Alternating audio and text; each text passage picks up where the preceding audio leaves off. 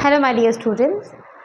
आज मैं रेस्पिरेशन के लिए लाइफ प्रोसेस के चैप्टर का जो पार्ट है उसके साथ मैं नेक्स्ट पार्ट के लिए आई हूँ। मैंने अपने प्रीवियस टॉपिक में आप लोगों को रेस्पिरेटरी ऑर्गन, रेस्पिरेशन क्या है, कैसे है, क्यों है, ये सब आपको पढ़ा रखा है। Please go and watch the videos. Now I am here with the next lecture, that is कि जो रेस्पिरेशन हो रहा है, ये जो एक रेस्पिरेटरी साइकिल है वो है क्या। ये जो हम लोग सांस ले रहे हैं, हम लोग ब्रीथिंग कर रहे हैं, वो हो कैसे रही है।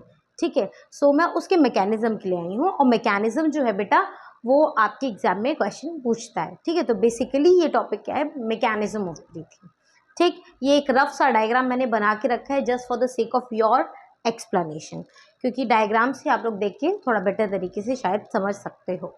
Fine, let's start with this. सबसे पहले आप देख रहे हो ब्रीथिंग रेस्पिरेटरी साइकिल। यहाँ पे एक कॉमन नॉर्मल सा डायग्राम बना हुआ है लंग्स का। लंग्स में आपको कुछ चीज़ें हैं, आप यहाँ पे देख रहे होगे इंटरकोस्टल मसल। इंटरकोस्टल मसल्स हैं, रिब केज है, ट्रैकिया वगैरह, ये सब तो आपको पता ही है, प्रीवियस लेक्चर में बना के आपको बताया हुआ है, देखा ही हुआ है आपने। ये आपको एक नीचे एक डायग्राम दिख रहा होगा, डायफ्राम। ये जो डायफ्राम है ये लंग्स के जस्ट बेस पे प्रेजेंट होता है, बो लाइक होता है, बोट लाइक स्ट्रक्चर होता है और ये इसी तरीके से प्रेजेंट होता है। और यहाँ पे कुछ इंटरकोस्टल मसल्स होती हैं। इंटरकोस्टल मसल्स क्या करती हैं, एक इंटरनल इंटरकोस्टल भी होती है और एक्सटर्नल भी इंटरकोस्टल मसल्स होती हैं। ये लंग्स के साथ रहती हैं, ये उसको स्ट्रेच करती हैं। जब लंग्स तुम्हारा क्या कहते हैं कि कॉन्ट्रैक्ट रिलैक्सेशन ये रिब केज की हो रही है हमारी बेसिकली, तो ये जो इंटरकोस्टल मसल्स हैं ये उसमें हेल्प करती हैं। ठीक है, आपको बहुत ज़्यादा इंटरकोस्टल, अगर आप 10th के स्टूडेंट हो तो आपको बहुत ज़्यादा जानने की ज़रूरत नहीं है, बस मैं आपको इतना कह रही हूँ। मसल्स है इंटरकोस्टल मसल, इंटरनल एक्सटर्नल दोनों ही होंगे। ये बेसिकली हमारे रिब केज को कॉन्ट्रैक्ट रिलैक्स करने में थोड़ी हेल्पफुल हो जा रही है। ठीक है, ब्रीथिंग के मैकेनिज्म में हम लोगों को थोड़ी तरीके से ये हेल्प कर दे रही है। ठीक, ओके फाइन। सबसे पहले ये जो हमारा ब्रीथिंग है उसमें हमको बेसिकली इसमें देखना है, एक होता है इनहेलेशन और एक होता है एक्सहेलेशन। एक होता है इनहेलेशन और एक्सहेलेशन, इसको हम लोग इंस्पायरेशन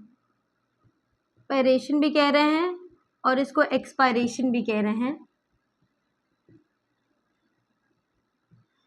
इन मीन्स इनसाइड, कैसे हम लोग इनहेल कर रहे हैं, कैसे हम लोग सांस को अंदर ले रहे हैं, और एक्सहेलेशन में हम लोग क्या कर रहे हैं, हम लोग कैसे सांस को बाहर छोड़ रहे हैं। ये बात सबको पता है कि हम लोग ऑक्सीजन रिच्ड एयर ले रहे हैं, फिर हम लोग CO2 बाहर रिलीज आउट कर रहे हैं, ये बात तो सभी को पता है। अब हमें ये जो क्वेश्चन पूछता है, डिफरेंस पूछता है, पहले एक बार एक स्लाइड जो हम लोग देख रहे हैं वो डायग्राम के थ्रू समझेंगे, फिर मैं उसको आपको एक रिटन में भी एक डिफरेंस बता देती हूँ। ठीक है, तो सबसे पहले आप यहाँ पे देख रहे हैं कि जब भी हम लोग, देखो सबसे पहले तो आपको प्रेशर का डिफरेंस पढ़ना होगा। आप लोग एक चीज़ पढ़ो कि कोई भी चीज़ ज़्यादा से कम की तरफ जाती है, हाई प्रेशर से लो प्रेशर की तरफ जाती है। जब हम लोग ऑक्सीजन को अंदर ले रहे हैं तो इसका मतलब कोई भी चीज़ बाहर से अंदर की तरफ जा रही है, इसका मतलब बाहर उसका कंसंट्रेशन ज़्यादा है और अंदर उसका कंसंट्रेशन कम है। तो जब हमारे पास ऑक्सीजन का कंसंट्रेशन हमारी बॉडी में कम हो जाता है तो बाहर से वो गैस हम लोग अंदर की तरफ लेते हैं। ठीक, और जब अंदर कार्बन डाइऑक्साइड का कंसंट्रेशन ज़्यादा हो जा रहा है, जब सारे टिश्यूज अपना पोर आउट कर देते हैं सिक्रीशन, कार्बन डाइऑक्साइड का कंसंट्रेशन अंदर की तरफ ज़्यादा हो जाता है और बाहर एटमॉस्फेयर की तरह, इसका मतलब कम। जब अंदर ज़्यादा है तो बाहर कम होगा, तो वो गैस अंदर से बाहर की तरफ जाती है। Let me explain you again. कोई भी गैस, कोई भी चीज़ है वो हाई से लो की तरफ जाएगी। अगर हम लोग ऑक्सीजन को इनहेल कर रहे हैं तो इसका मतलब अंदर कंसंट्रेशन कम था और एटमॉस्फेयर में कंसंट्रेशन ज़्यादा था, तभी ज़्यादा से कम की तरफ गैस आई है।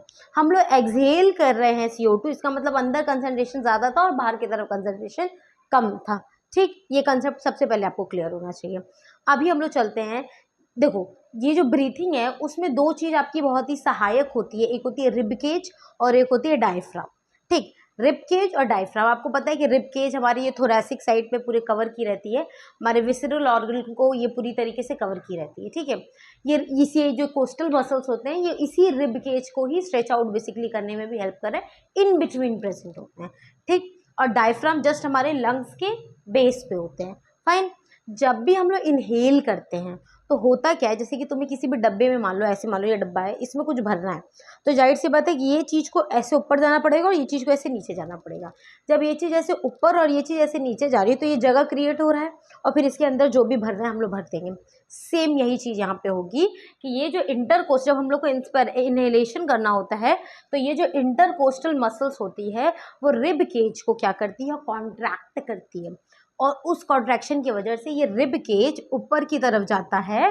ठीक है, रिब केज ऊपर की तरफ जाता है और थोड़ा बाहर की तरफ भी आता है। ठीक है, जब ये रिब केज ऊपर की तरफ जाता है तो ये जो डायफ्राम है वो कहाँ, बेस की तरफ जाता है, बेस की तरफ, नीचे की तरफ जाता है, लंग्स के बेस की तरफ जाता है। अब आप देख रहे हो कि यहाँ पे ये स्पेस अब खाली हो गई। अब इस स्पेस में ये एयर जो है हमारी फिलअप हो जाएगी। ये इनहेलेशन वाला कंडीशन है। फिर से बता रहे हैं कि जैसे मान लो कि जब हम लोग इनहेल करते हैं तो क्या हो रहा है कि ये जो हमारा रिब केज है वो क्या कर रहा है, कॉन्ट्रैक्ट कर रहा है, जिसकी वजह से वो बाहर की तरफ जा रहा है और ऊपर की तरफ जा रहा है और बाहर की तरफ जा रहा है, और ये डायफ्राम क्या कर रहा है, नीचे की तरफ जा रहा है। अब ये स्पेस खाली हो गई। ठीक, अब इसमें एयर फिलअप हो गया। ठीक, और अगर हम एक्सहेलेशन करते हैं तो एक्सहेलेशन में ये वाला कंडीशन, अब क्या हो रहा है, अब तुम्हें उस डिब्बे को तुमने ऐसे करके डिब्बा भर तो दिया, अब तुम्हें खाली करना है, तो जाहिर सी बात है नीचे ऐसे होना चाहिए और ये ऐसे होना चाहिए, तभी तो बाहर अंदर का कंटेंट बाहर जाएगा, है ना, दोनों तरफ से। तो एक्सहेलेशन में क्या होता है, ये जो रिब केज होती है वो रिलैक्स करती है। ठीक है, तो जब ये रिलैक्स करती है तो ये ऐसे नीचे की तरफ आती है और ये जो रिब केज बाहर की तरफ है वो अंदर की तरफ होता है, और ये जो डायफ्राम है वो कहाँ जाता है, वापस अपने इस ओरिजिनल पोजीशन पे जाता है। तो इसकी वजह से क्या होता है कि जो भी एयर है वो एक्सहेल आउट हो जाती है। इस तरीके से इनहेलेशन होता है और एक्सहेलेशन होता है। Again I am telling you कि इस तरीके से अगर हम रिब और मान लेते हैं हमारा डायफ्राम है, बीच में लंग्स मान लेते हैं, ठीक है, साइड साइड में ऑब्वियसली रिब है।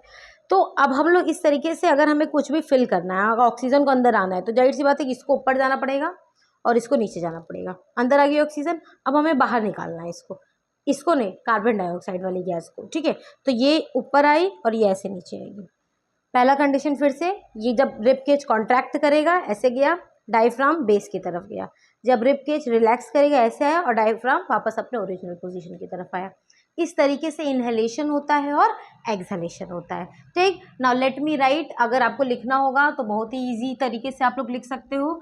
और सबसे पहली चीज़ तो आप क्या लिखोगे, जब हम लोग इनहेलेशन करते हैं मतलब इन एयर को कर रहे हैं तो इसका मतलब अंदर हमें गैस का प्रेशर कम था, तभी तो बाहर से हाई प्रेशर से गैस लो की तरफ आई, हाई कंसंट्रेशन से लो कंसंट्रेशन की तरफ आई। देखिए अगर हम इधर लिख देते हैं इनहलेशन और इस तरफ लिख देते हैं एक्सहलेशन, सबसे पहली बात तो हम लोग इन दोनों में ही लिख सकते हैं कि both the process takes place by the contribution of, किसके कंट्रीब्यूशन से हो रहा है, both the thing by the contribution of rib cage and diaphragm. ठीक है, इंटरकोस्टल मसल्स भी हैं लेकिन हम लोग मेन इन्हीं दोनों चीज़ों का मूवमेंट हम लोग समझ रहे हैं। ठीक है, जब हम लोग इनहेलेशन करते हैं तो होता क्या है कि ये जो रिब केज है, ये जो हमारे रिब्स हैं वो क्या करते हैं, कॉन्ट्रैक्ट करते हैं। जब ये कॉन्ट्रैक्ट करेंगे तो क्या होगा, ये आउटवर्ड की तरफ मूव करेंगे, moves outward, rib cage moves upward and outward, upward and outward. ठीक, और जब ये रिब्स अपवर्ड और आउटवर्ड की तरफ मूव करेगा तो डायफ्राम कहाँ मूव करेगा, diaphragm moves to base, to its base, मतलब नीचे अपने बेसल एरिया की तरफ मूव करेगा। ठीक, और इस वाले में क्या होगा, एक्सहेलेशन में क्या होगा, रिब्स यहाँ पे कांटेक्ट करें तो जाहिर सी बात है कि यहाँ पे ये क्या करेंगे, रिलैक्स करेंगे। यहाँ पे रिब के अगर अपवर्ड मूव कर रहा है तो यहाँ पे कहाँ जाएगा, डाउनवर्ड की तरफ जाएगा। ठीक है, और ये आउटवर्ड है तो जाहिर सी बात है उसका ठीक अपोजिट क्या हो जाएगा, इनवर्ड की तरफ जाएगा। और यहाँ पे डायफ्राम बेस की तरफ जा रहा है तो जाहिर सी बात है कि यहाँ पे डायफ्राम किसकी तरफ जाएगा, back to its normal position, normal position. ठीक, इसमें देखो हमारा थोरैसिक कैविटी होता है, ये वाला रीजन थोरैसिक कैविटी होता है। तो इसमें हमारा थोरैसिक कैविटी क्या हो रहा है, जब हम लोग इनहेलेशन कर रहे हैं तो हमारा थोरैसिक कैविटी क्या हो रहा है, स्पेस क्रिएट हो रहा है ना। इनहेलेशन कर रहे स्पेस क्रिएट हो रहा है, और जब एक्सहेलेशन कर रहे तो वापस से कम हो जा रहा है। इस तरीके से आपका इनहेलेशन और एक्सहेलेशन होता है। जो एक नॉर्मल एडल्ट बॉडी होती है वो 1 मिनट में मान लो कि एवरेज बता रहे हैं, अप्रॉक्स बता रहे हैं 12 से 18 बार कर ले रही है। और जो बच्चा होता है वो और तेज़ी से करता है, कम से कम मान के चलो 55 to 60 टाइम्स भी कर लेता है, ठीक है। लेकिन ये डिपेंड करता है, अप्रॉक्स में बता रही हूँ, ये डिपेंड करता है तुम्हारे बॉडी में कंसंट्रेशन कार्बन डाइऑक्साइड और ऑक्सीजन का कितना है। जाहिर सी बात है कि अगर तुम्हारे बॉडी में कंसंट्रेशन कार्बन डाइऑक्साइड का ज़्यादा हो जाएगा तुम और तेज़ी से सांस लोगे, है ना, ताकि तुम्हें ऑक्सीजन चाहिए, ठीक है। अगर कम हो गया तो तुम मतलब नॉर्मल है तो ठीक है, तुम अपने नॉर्मल रेट से सांस लोगे। इस तरीके से ये चीज़ होता है। तो इस तरीके से मैकेनिज्म ऑफ ब्रीथिंग होती है। आप पहले उसको एक अच्छा सा फ्लो चार्ट बना के एक्सप्लेन करिएगा और इस तरीके से आप उसका डिफरेंस लिख दीजिएगा, ठीक है। अंडरस्टूड। सो आई होप ये आपको क्लियर होगा। So this is for this lecture, I think I hope you people understood. Next part में मैं आपको ये समझाऊंगी कि कैसे ये जो हमारा ब्लड का सप्लाई हो रहा है वो कैसे हो रहा है, लंग्स से में कैसे हो रहा है, कैसे चीज़ें एक्सचेंज ऑफ गैसेज हो रही हैं। सो आपको, आई होप ये आपको क्लियर हो गया है। If you have any doubt please ask in the comment section. Thank you.